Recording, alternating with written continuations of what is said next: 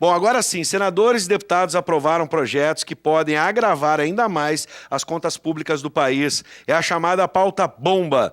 Para explicar o que são esses projetos e como eles podem interferir no orçamento do país, nós vamos conversar com o advogado e ex-vice-prefeito de Porto Alegre, Sebastião Melo, e o economista da Federação do Comércio do Rio Grande do Sul, Thales da Costa. Boa noite, sejam bem-vindos. Bom, vamos explodir esta bomba aqui.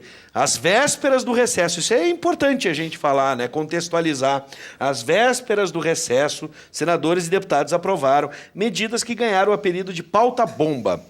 Que impacto essa decisão dos parlamentares terá nas contas públicas? E se quiser pegar cada uma delas e explicar para quem está nos assistindo por que é uma bomba, a gente vai ver pelo menos a opinião de cada um. Thales, começa contigo, depois do doutor Sebastião Melo. Bom, esse nome pauta-bomba vem justamente porque elas acabam estourando um orçamento que já é apertado do governo federal. A gente tem aí como exemplo, pelo menos as principais pautas, tá? A compensação do governo federal pela desoneração do ICMS nos governos estaduais para bens que são exportados, né? Muito fruto da Lei Candir, que é muito discutido no Congresso Nacional. Os governadores vão a Brasília pedir o ressarcimento por essa desoneração. Tem também um subsídio que o governo federal está dando depois da greve dos caminhoneiros, que é para as empresas transportadoras vão ter benefícios fiscais, aí podendo abater custos e impostos, comprar novos caminhões com redução de IPI e COFINS, outros impostos, outros tributos federais. Ainda tem uma série de outras pequenas medidas que os deputados acabaram votando que vão se somando dentro de todas essas pautas e acabam inflando ainda mais o orçamento do governo federal, né, que já é apertado. A gente tem aí uma estimativa que essas pautas giram em torno de 68 bilhões. Se soma isso, 45 bilhões de custeio de aluguel, conta de telefone, água, de toda a estrutura do governo federal, isso ultrapassa 100 bilhões de reais, só para 2019. Então é um valor bastante expressivo que a gente vê aí dentro dessas pautas bombas. Né? Bom, doutor Melo, a gente já conversou outras vezes sobre esse assunto, ou pelo menos sobre assuntos que passaram, né, de certa forma, sobre as contas públicas, sobre as contas do governo federal. É possível estourar o que já está estourado? Bom, primeiro é sempre muito prazeroso estar contigo aqui e debatendo também com pessoas competentes. Bom, às vezes, quando as câmaras de vereadores, assembleias e Congresso Nacional votam, o povo perde muito, né? E desta feita, primeiro, nós estamos numa economia que está voltando à inflação, muita gente devendo, tá? O governo com uma popularidade baixíssima e, portanto, a confiança do mercado é terrível. Bom, aí o senador fez a LDO, um senador que não busca a sua reeleição, ele fez a LDO, que é a Lei de Diretriz Orçamentária, e ele colocou parâmetros bastante assim, pé no chão, começando pela questão dos servidores. Não tem como dar aumento ano que vem. E ele fez esse relatório e mandou, evidentemente, para o plenário. E o que aconteceu no plenário? Falou a questão eleitoral. Vamos ser bem claro aqui, esses deputados não estão preocupados com o Brasil. Esses deputados que nós estamos falando, eles deram aí por ano, nos quatro anos, 60 milhões de emendas cada deputado. Se não bastasse isso, esses deputados terão 1,5 milhão e 2 milhões de dinheiro público. Quero que o senhor entenda isso. Dinheiro público não pode sair para suas campanhas, é só para eles, viu, Bibos? Sim. Quer dizer, então não tem igualdade na eleição, não, é só para quem tem mandato. Ou seja, vai ser a menor renovação da política nos últimos tempos. E esses deputados, vamos assim no linguajar bem popular, na calada da noite, foi lá e disse, não, nós vamos tocar aqui quase 100 bilhões, né? O Brasil tem, na sua previsão já do orçamento do ano que vem, um déficit de 139 ou 140 bilhões no ano que vem, sem falar nessas pautas bombas. Sim. Então, se eu boto mais 100 bilhões, eu estou falando de 240 bilhões. Quer dizer, um governo que chega, evidentemente, uma expectativa de uma eleição que não se sabe o que vai sair, mas seja quem vier a ser eleito, com certeza vai ter que formar uma aliança forte, porque vai se eleger com poucos deputados da sua base. Então, teremos grandes problemas pela frente, muitos outros, né, como reforma da Previdência, como a questão da reforma tributária, mas o governo já entra com a água pelo pescoço, seja quem for eleito. Então, isso é uma irresponsabilidade. Olha, eu só queria pegar... fica difícil discordar, não, porque a gente vê os números. Eu só queria pegar essa questão da Lei Candir, porque aqui é uma injustiça, com o Rio Grande do Sul e com os países, os estados que exportam. Lá atrás, eu estou falando da década de 90, se votou a chamada Lei Candir, que é deputado federal, dizendo, olha, os estados que exportam têm que ser compensados. E o Rio Grande do Sul está pagando essa conta, quer dizer, nós tínhamos uma dívida de 9 bilhões, se pagou 25, hoje tem 50 bilhões de dívida do Rio Grande do Sul. E se tu for fazer o cálculo de lá para cá até agora, nós devemos ter 50 bilhões para receber de compensações da Lei Candir. E não veio um centavo até hoje e não acredito que venha. Mesmo que vote, não virá. Bom, alguns estão chamando de farra fiscal, né? A equipe do Ministério da Fazenda já fez apelos para o presidente da Câmara, do Senado, um pouco. O doutor Melo já disse, pelo menos de alguns deputados, que não vão se reeleger, e para eles tanto faz, ou aqueles que vão e que teremos a pequena renovação com todo esse arranjo político que a gente tem. Vamos tentar entender qual é a intenção dos deputados e dos senadores com a aprovação dessa pauta bomba. Muita gente fala, e aqui eu vou pegar uma perspectiva de outros convidados que já tivemos aqui, que o governo tem que trabalhar para incentivar a economia, às vezes é necessário gastar para gerar, né, incentivos dentro da área da produção, atrair, né, mais investidores. Mas esse não me parece ser o caso. Exatamente. Esse tipo de pauta, basicamente, ela gera novos gastos, muitos gastos de custeio e subsídios para determinados setores, né? Isso não é necessariamente um gasto em investimento, seja em infraestrutura, que no país é bastante precária. Então, muitas vezes a interpretação que a gente vê dos políticos tem aqueles, como a gente comentou aqui, que não vão se eleger, então para eles não teriam um impacto direto na carreira política. Agora, os que pretendem se reeleger, tentam a reeleição, muitas vezes acabam indo numa onda mais populista, digamos assim, de conceder certos benefícios para certos grupos, buscando apoio eleitoral. Não à toa que isso acaba acontecendo às vésperas da eleição. Muitos desses projetos que foram anunciados agora foram votados nas comissões, alguns na Câmara, outros no Senado. Eles ainda vão ser apreciados pelas duas casas, muitos desses projetos, mas o que a gente vê é muito deputado voltando para sua base ou conversando com o seu governador, no caso dessas desonerações de ICMS, dizendo que vai apoiar o lado deles, buscando um apoio na sua base para tentar se reeleger e não pensando no impacto que isso pode ter nos próximos 4 anos. Né? Antes de passar para o doutor Melo, para não me chamarem de tendencioso ao extremo, pelo menos, há algum ponto positivo que mereça destaque? Dentro dessas pautas... Que vocês têm conhecimento, assim, dá para a gente enxergar como copo meio cheio e não meio vazio? Nenhuma delas, assim, pode trazer, deve trazer mais benefícios do que malefícios, né?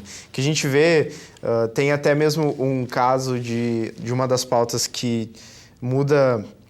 A intenção do governo era mudar a alíquota de IPI de alguns tipos de bebidas, para evitar que essas empresas conseguissem benefícios com créditos fiscais. Diminuindo a alíquota, elas deixariam de abater esses créditos em outros tributos, né? Nem mesmo esse tipo de movimento poderia trazer algum benefício e os deputados acabaram vetando, né? Ou seja, a alíquota vai continuar um pouco mais alta e essas empresas vão continuar usando essa alíquota mais alta para obter mais créditos fiscais e pagar menos imposto em outros tributos. Então, são várias pequenas pautas ali que, se somando, acabam inflando o orçamento do governo, mas é muito difícil a gente ver algum tipo de benefício vindo delas. Doutor Melo, o senhor falou sobre, né, o próximo governo. A gente tem eleições para o governo do Estado, também para o governo federal, incluindo deputados e senadores. Vamos tentar entender qual é a intenção política dos deputados e senadores com a aprovação dessa pauta bomba, né, na medida em que boa parte vai entrar no pleito, e isso já não demonstra um desarranjo, porque se o Ministério da Fazenda fez um apelo e os deputados e senadores vão lá e votam outro, isso é um desarranjo total entre todas as instituições, se a gente for pensar entre executivo e legislativo, pelo menos, no governo de Brasília. Olha, veja o seguinte, Primeiro, não é a primeira vez que isso acontece no Brasil, né? Isso, de certa forma, se repete, né? A eleição tem coisas importantes, tem coisas que no processo eleitoral profundamente distorcido, né? Eu diria aqui que é tipicamente assim, o sujeito que é detentor de um mandato, ele tem que olhar para o país. Se ele é deputado estadual, ele tem que olhar para o seu estado. Se é vereador, tem que olhar para a tua cidade. E não olhar para o teu interesse, não. Mas, lamentavelmente, a política no Brasil se transformou nisso. Hoje em dia, dificilmente tu encontra um líder político que tem uma visão mais global das coisas. Quer dizer, vamos combinar entre nós, o equilíbrio orçamentário começa na nossa casa. Quando ele desarranja a vida da família. É difícil recuperar. Isso vale para um governo. Se um governo não tem equilíbrio fiscal, ele não produz políticas públicas boas para a população. Quem paga essa conta é a população. Se uma prefeitura não tem equilíbrio, ela não pode, por exemplo, buscar empréstimo internacional. Se um governo do Estado, veja o que está passando, a penúria do Rio Grande do Sul, que não pode tirar um centavo emprestado. O caso do Rio Grande do Sul é bem típico disso. Então, o que acontece? Nós estamos vivendo um processo de final de um ciclo, né, de um segundo presidente empichado nos últimos 30 anos, quer dizer, uma coisa esdrúxula para o país. Esse modelo irresponsável desse presidencialismo de coalizão financeira, cujos parlamentares, eles chupam de todos os lados, desde as emendas parlamentares, e tudo para poder manter os seus mandatos, as suas reeleições. Aqui é bem claro isto, entendeu? Talvez eu tiraria, viu, Thales, essa questão da Lei Candir, que eu acho o seguinte, que isso já teria que ter sido resolvido lá atrás, é uma coisa que há 20 anos, né? Eu acho injusto com os estados exportadores. Quer dizer, é bom exportar? É bom exportar. Se eu for colocar o ICMS em cima da exportação, eu não me torno competitivo lá fora. Então, quando se fez a lei, diz, olha, eu crio esse incentivo porque esse estado vai exportar, isso é importante para o país, e, no entanto, como isso é um tema da União, a União compensa os estados. Então, isso não aconteceu. Então, tem aí uma cuia na mão dos governadores, né, de todos os estados exportadores, que vem, não se encontra. Então, tem que haver um acerto de conta nesse federalismo, né?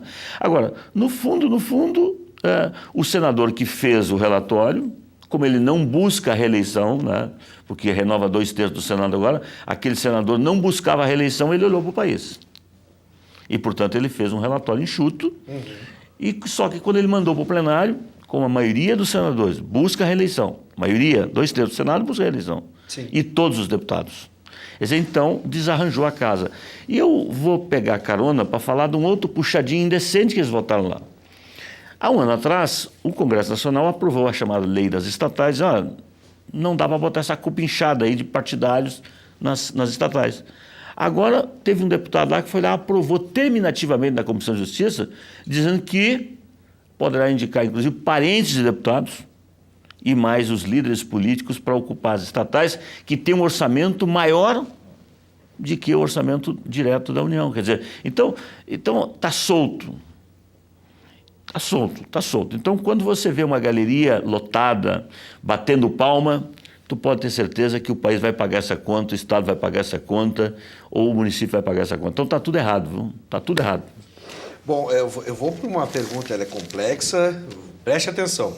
A criação de despesas pelo Legislativo tem como prosperar se não houver a previsão no orçamento ou vier acompanhada de contrapartidas, e aí vamos, como, por exemplo, aumento de impostos ou corte de despesa, como determina a Lei de Responsabilidade Fiscal.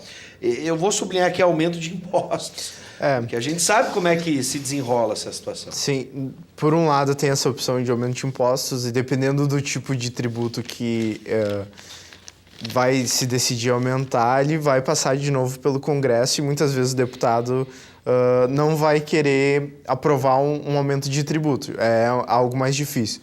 Do outro lado, pelo corte de gastos, o governo federal em si, ele tem os gastos muito engessados. Por lei, ele tem determinadas quantias para gastar com determinados setores, né? Ele tem ali que ele pode discriminar e gastar da forma como ele desejar, pouco mais de 10% de todo o orçamento. Isso é muito pouco. A alternativa que acaba saindo e que vem acontecendo ano após ano é tomar dívida, né?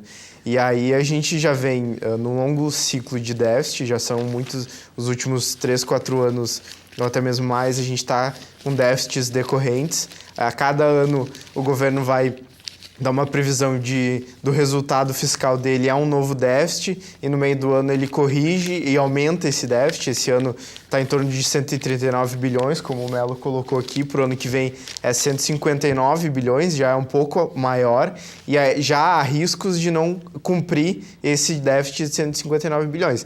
E aí a gente sabe que tomando cada vez mais dívida, acaba gerando gerando uma imagem ruim para o governo, para quem financia essa dívida, que muitas é a população brasileira e investidores, né, que acaba financiando essa dívida. E uma forma de compensar isso é aumentando os juros, e aí acaba virando um ciclo muito ruim para a própria economia em si, né? Agora, apesar de ser impopular, doutor Melo, aumentar impostos, se a gente for pegar assim, depois que não se tem mais crédito, Sim. não se tem mais credibilidade para tomar empréstimo nenhum, entre corte de despesas e aumento de impostos, aí sim a gente sabe qual é o caminho. Não, Biro, vamos para o português bem claro, né? O Brasil não aceita mais aumento de imposto. Porque você tem um país que tem uma das cargas tributárias maiores do mundo, e tu tem um retorno dos serviços públicos da pior qualidade. Da pior qualidade. Então, esse tamanho, esse gigantismo do poder público, né? Eu não sou daqueles que acham que tem que... o Estado mínimo. Não, o Estado tem que ser necessário. Mas tem muita coisa que não deve mais ficar na mão do Estado. E quando eu digo Estado, eu digo prefeituras, eu digo governos estaduais e federais. O caminho, na minha avaliação, o Brasil precisa trabalhar o empreendedorismo, para isso a inovação tecnológica, desburocratizar, fazer com que as coisas aconteçam. É difícil empreender no Brasil, é muito caro empreender no Brasil. E diminuir carga tributária para que todos possam pagar. Porque nós tivemos exemplos aqui em Porto Alegre, por exemplo, em determinado momento, da área tecnológica, que se diminuiu o imposto e no final do ano se aumentou a arrecadação, porque as empresas começaram a voltar. O ISS da Grande Porto Alegre era menor, então as empresas começaram a sair. Então, ele é economista, entende muito bem disso. Quando tu estende a base tributária, porque tu tem um limite de capacidade contributiva de qualquer um de nós. Sim. Quando tu chega àquele limite, tu está saturado, tu não paga, tu sonega, faz qualquer coisa, as pessoas não pagam mais. Então, eu diria que é uma loucura, né? E eu espero que, mesmo que seja uma eleição curta, dessa eleição não seja a eleição da mentira. Os presidentes ou presidenta do Brasil digam o que quer fazer com o Brasil, porque até agora nós estamos chegando no início da campanha dos 45 dias, eu só tenho visto papo furado. Ninguém diz o que vai fazer com o Brasil. Está todo mundo preocupado de como ganhar o voto sem dizer nada. Tá entendendo? Essa é a realidade. E o Brasil precisa enfrentar reformas estruturantes nesses próximos governos que não tem mais. Previdência, por exemplo. Não tem como, tem que reformar a Previdência.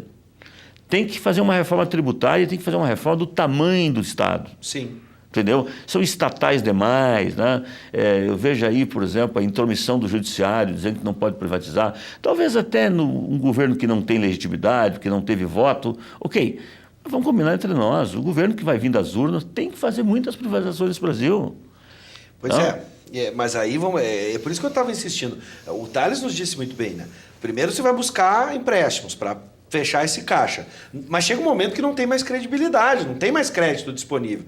E aí, entre os dois caminhos, entre cortar gasto e aumentar imposto, por mais dolorido que possa ser na urna aumentar imposto, a gente sabe que é muito mais difícil, pelo menos está sendo muito mais difícil, cortar gastos. E aí, por exemplo, o Armando Castelar, pesquisador da Fundação Getúlio Vargas, alerta.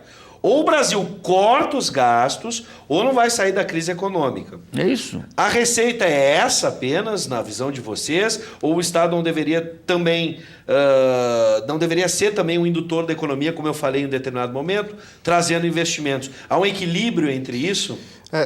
Pode sim haver um equilíbrio, mas o que a gente vê hoje é que os gastos do governo não são para investimento. É muito gasto em custeio e alguns subsídios que acabam não trazendo retorno para a população. Então, de fato, sim, tem que fazer uma análise sobre os gastos, a qualidade. O Melo citou muito bem aqui a questão da reforma da Previdência. Se essas pautas que nós comentamos aqui hoje no programa já são pautas bombas, a Previdência por si só é uma bomba nuclear. Se não for mexido daqui a alguns anos, isso pode acabar num problema muito mais grave do que essas pautas, né? Eu vou, se o senhor me permitir, doutor Melo, eu vou incluir essa questão, a gente está falando aqui no âmbito nacional. Certo. Mas a gente tem o âmbito estadual e também tem o âmbito municipal. A gente teve hoje a notícia de que não passou a Previdência Complementar. O regime de previdência complementar aqui no município. O senhor tem essa experiência aqui no município? A gente pode fazer uma rápida análise? Claro. Já terminaram a votação lá? Já terminaram, foi rejeitado. Eu não... quando Pelo eu menos vim para cá... Sim. Primeiro, eu acho que tem que passar a reforma da Previdência do município. Acho que está correta a proposta do atual prefeito. Eu disputei a eleição, fui para o segundo turno, mas a cidade está acima de uma disputa eleitoral, correto? Eu vejo aqui no Rio Grande do Sul, por exemplo, um equívoco, né, não ter feito... Né, já foi um equívoco colocar uma emenda constitucional para não ter plebiscito. Acho isso errado, mas já que tem uma emenda constitucional, não ter liberado para fazer, por exemplo, plebiscito, que não ia custar nada, podia fazer junto com a eleição, e até seria um ensinamento do povo brasileiro de ter uma participação, responsabilidade maior. Então, eu diria o seguinte, os estados, né, e o caso do Rio Grande do Sul, acho que o Sartori fez algumas reformas que não têm efeito nenhum agora, mas, por exemplo, fez a reforma da Previdência, fez uma lei de responsabilidade fiscal estadual. Isso lá nos 20 anos vai ter uma reflexão. O déficit ano passado, só na Previdência do Rio Grande do Sul, foi 10 bilhões. Eu estou falando de 10 bilhões o déficit da Previdência do Rio Grande do Sul. E eu ficaria, esse debate nacional que acabou sendo emperrado, eu faria uma reforma da Previdência só do setor público, por enquanto. Que eu acho que tu atinge 70%, 80% dos teus objetivos. Porque eu tenho muito respeito pelos servidores, acho que não se faz um país... O país tem que ter carreiras jurídicas, econômicas, mas eu não posso alguém no Brasil aposentar com 50 anos e receber um salário integral por mais 30, 40 anos. Isso não tem como, isso não se sustenta em nenhuma previdência do mundo. Né? Então eu diria o seguinte, agora, existe um consenso para o Brasil fazer essas reformas? Eu tenho defendido em muitos debates de que acho que está na hora do Brasil fazer uma constituinte exclusiva, sabe, Thales? Não cameral, ou seja, não com os deputados que estão aí, e quem viesse a ser eleito ficasse proibido de buscar um cargo eletivo no mínimo 8 anos. E estas reformas que nós estamos debatendo aqui, elas viriam nesse pacote. Quer dizer, aquele constituinte enfrentaria as reformas que o Brasil precisa fazer. Porque muitas delas estão no texto constitucional. Porque se fez uma Constituição olhando para o retrovisor, era 20 e tantos anos de ditadura, e as leis mais medíocres do mundo são aquelas que são feitas por consenso. Então, o que se viu lá na Constituinte? Todo mundo botou um puxadinho e todo mundo aprovou. Bota mais uma emenda, bota mais isso, e bota mais um artigo, e bota mais tal. Vai aprovado, aprovado, aprovado, aprovado, e deu no que deu. O Brasil hoje é um Brasil amarrado. Né? Então, você tinha que fazer mudanças constitucionais e depois mudanças infraconstitucionais que derivam da Constituição para desamarrar o Brasil. Doutor Melo, deixa eu só mandar uns abraços aqui. A Salte de Taquari, é isso? A Salte nos mandou aqui. Só tem um jeito, diz ela. Só tem um jeito de cortar os gastos, é cortar os salários de deputados e senadores. Essa é a opinião da Salte. E o Alexandre Martinin mandou um abraço para o senhor. Ele diz o seguinte, o senhor está fazendo falta. Aqui está a participação do Alexandre Martinin. Estamos precisando do nosso querido Sebastião Melo na Assembleia. Está fazendo falta, diz o Alexandre de Porto Alegre. Obrigado, né? Muito obrigado. Bom, eu aqui agradeço sempre a presença do Thales, que nos atende. Também agradeço a presença do Dr. Melo, que é um grande parceiro aqui do nosso programa. Sejam sempre bem-vindos e que a gente possa, com essa discussão, ter resultado nas urnas, como sempre os dois pedem aqui pra gente. Obrigado. Sejam sempre bem-vindos. Até o nosso próximo encontro. Muito obrigado.